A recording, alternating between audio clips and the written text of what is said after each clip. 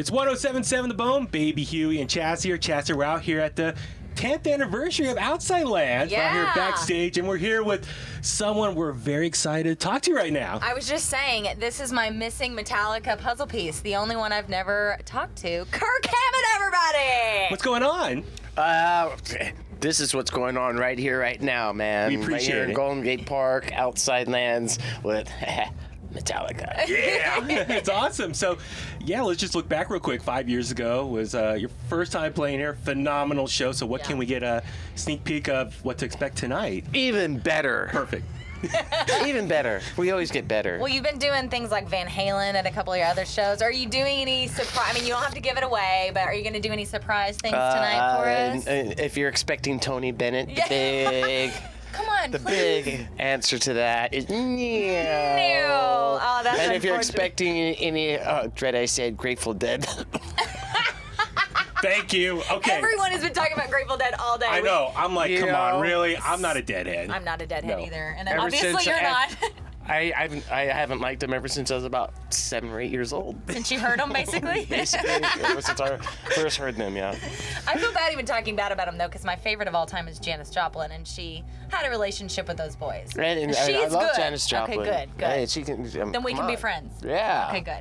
So today's a big day for you, not because of Outside Lands, but your poster collection. Yes. You've got a big deal going on in, what is it, Salem, Massachusetts Salem, today? Massachusetts. Actually, yeah, the show actually opens today. Yeah. In Salem, Massachusetts, at the Peabody Essex Museum, and it's the first museum show of its kind based on horror movie posters. Yeah. And it's 150 of the best pieces from my collection.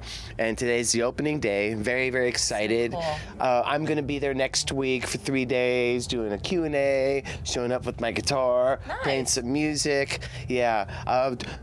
Only 2 nights ago, I finished the musical accompaniment piece to it called The Maiden and the Monster. Oh. And gave it to them yesterday, and they're like, fantastic, it'll work just fine. I'm like, Thank God.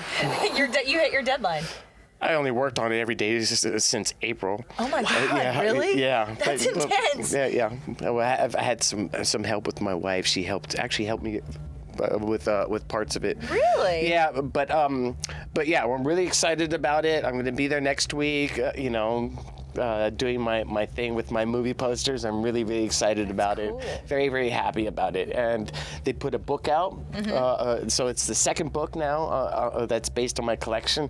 Pretty happy about that too. Yeah. That's great. Yeah. Well, it's very, very well documented. Just your amazing collection of just horror movie, all that stuff. I mean, you've had the shows here in the Bay Area. the before. four festivals. Yeah, those are It's awesome. awesome. So I was just curious, what is your most prized possession out of all Like that if your stuff? house was going to burn down, what would you grab? I don't know. It kind of changes every single time. I don't know if I would grab a movie poster. I don't know if I'd grab a movie prop. I didn't know if I would grab one of my guitars. That's a tough one. Yeah, I would obviously grab family, mementos and artifacts and all that sort of stuff, Yeah. obviously, so we won't even get into that.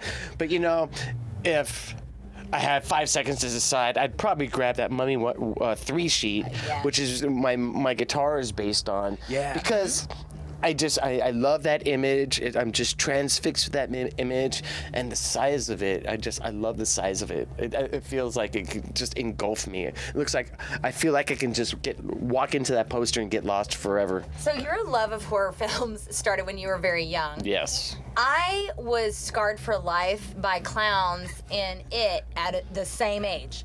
So my question to you, now see, maybe we can't be friends because it's going to based on this question. Do you like clowns? I kind of have a weird kind of clown thing too. It's not as bad as other people. I know some people Like, who I just need can't therapy. even think Right, about yeah. clowns. They Yep. just turn around and start running the other way. Yep.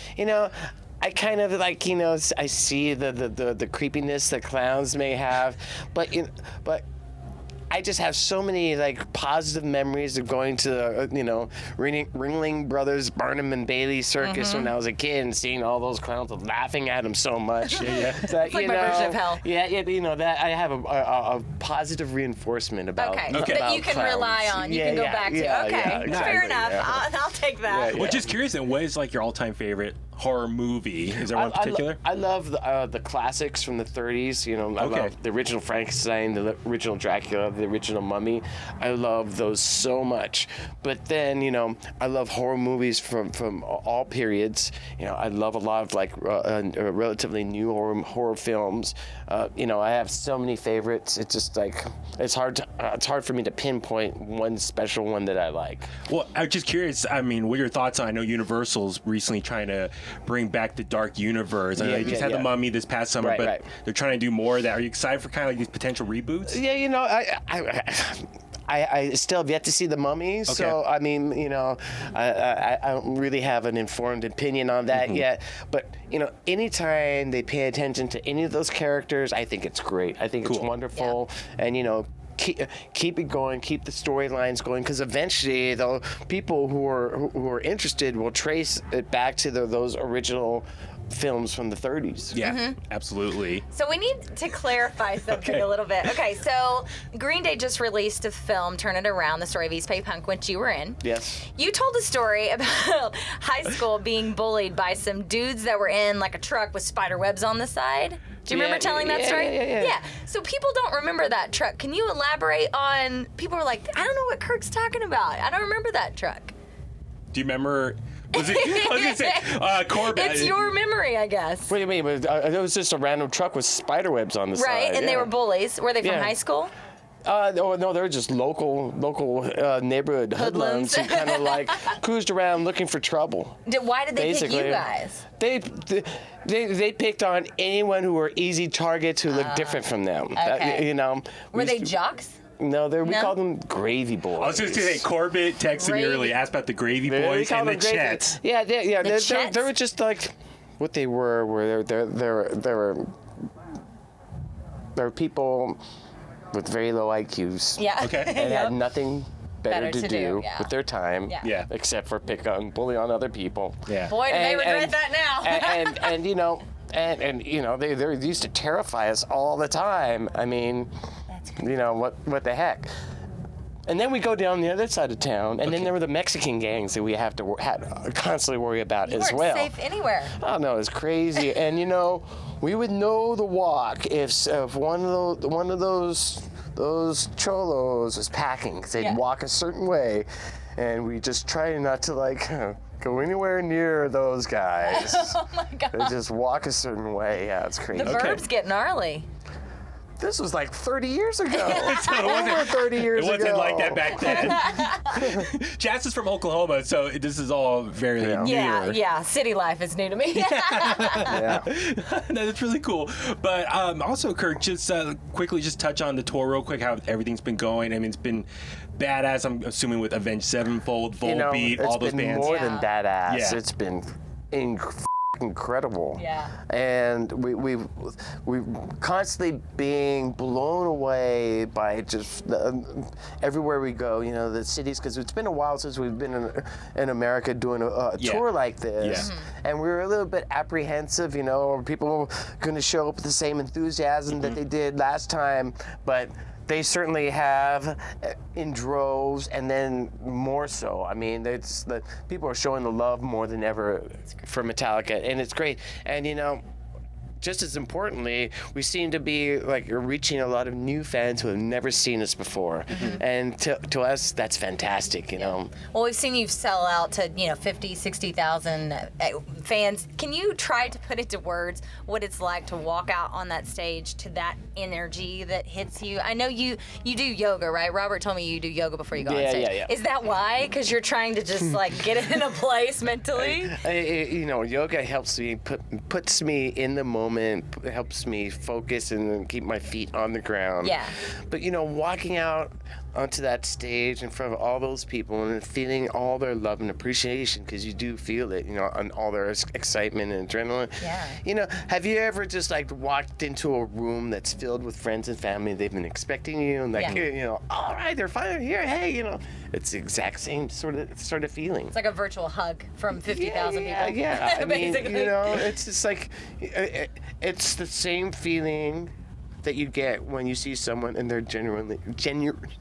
genuinely happy to see you, or glad to see you, or seeing you finally after a long time. Yeah. I mean, it's not that much different. It just amplified a lot more. And then we hit those first few chords, and then You're in the groove. Yeah, we're already into having a good time with everyone. Yeah. That's awesome. So I have to ask this. So earlier I was texting my buddy Matt from Trivium, which I saw when you guys played in Florida. All the guys from Trivium showed up for that, so that was great. Yeah, in Miami. Was it Orlando? One of those two places. They live in Orlando, so I believe probably Orlando. Orlando that we saw them. Yeah. So I asked him, like, dude, what should I ask Kirk? And he says, what's his favorite thing to eat? Absolute favorite dish on earth, one that tops everything he's ever had. Can be over the top or just something very simple. He's such a foodie. Of course, I know, he's gonna ask about He's food. like, I know. Him and I talk about food all the time. So is there anything that just stands out for you? I grew up on 20th and South Van Ness. You know, there was a store a block away that sold burritos for $2.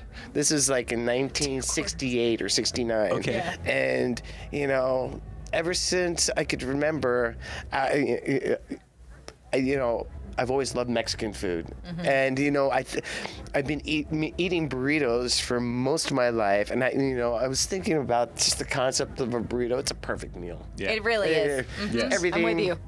It's so portable. Horrible. It's so gratifying. The food log rules. Oh, yeah. Yes, we call All it your the food food log. groups. Yeah. No, it's a log. It's we a call it log? the food log. Yeah, burrito.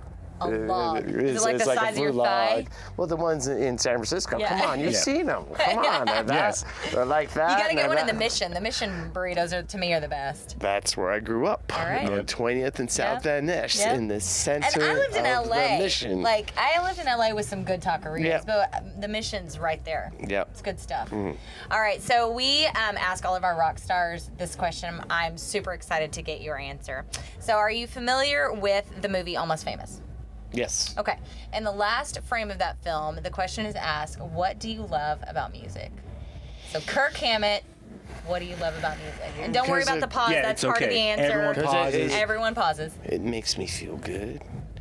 And I know that when I play my guitar and I'm feeling good and playing it, and I look up and someone happens to be watching me, I can see that they're feeling good too. So there you go. It's great. It all comes down to that. I started playing guitar because, I have emotional problems. Don't we all? And it was one of the only things I found that could calm me down when I was a kid and give me some sort of ground. I was able to use it to ground myself and be more in the moment. And it was also, because I have OCD, it kind of fit perfectly into that too. It's just obsessed with it. Right. Playing all the All the time. time. Hasn't changed. But and so for me, music basically just it saved my life. You know, I mean, if I didn't have music, I would have just went a route. Who knows? It's just I was on a pretty bad path when I discovered music, and music kept me from going farther down that path as a youth. Yeah, absolutely. If you weren't a rock god, what do you think you'd be doing these days? I don't know. Maybe cooking some food with Matt Heathy at some restaurant in South Beach. Hey, man, you play guitar too? Let's start a band. Let's get together sometime. And hey, mind that Bear Blanc sauce, okay? Don't let that burn, okay? That's hilarious. That is awesome. Well, Kirk, listen, thank you so much for making the time today. Yeah. We really Absolutely. appreciate it. So encourage everyone out there, if you haven't gotten yet, I don't understand why. Hardwired to Self-Destruct out now. It's been amazing to listen to. Chasta, didn't you say your running I time? was actually going to thank you. Whenever I bought that album and I put it on my playlist, my running playlist, because I run marathons, you guys improved my running time by 1.5 minutes. And that doesn't sound like much, but to a runner, that's everything. I couldn't believe it. So, how, you understand. 1.5 minutes, a mile, I mean. Yeah. Yeah, So I was how long does it take you hauling to do a mile? Oh, you're going to embarrass me. No. I'm like 9.5, 10 minutes. That's better than me. I'm like 10 and a half. Oh, good. Thank God. 10 and a half minutes. I started at like 13 and worked my way It usually takes me about between 31 and 32 minutes to run 3 miles. 3 miles. Okay. Do a 5K, basically.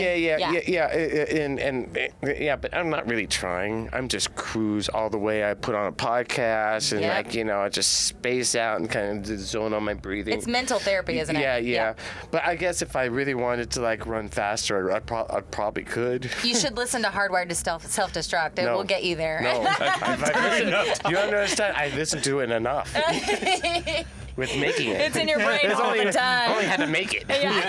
Kirk, well, listen, Thank you so much. We really appreciate everything Cheers, bro. Metallica does for the Bone here in the Bay Area. We just love you guys. So good luck with the rest of this tour, and looking forward to tonight. Yeah. Long live the Bone. Yeah. Thank you, Kirk. Awesome. Thank you, man. Thank you so much.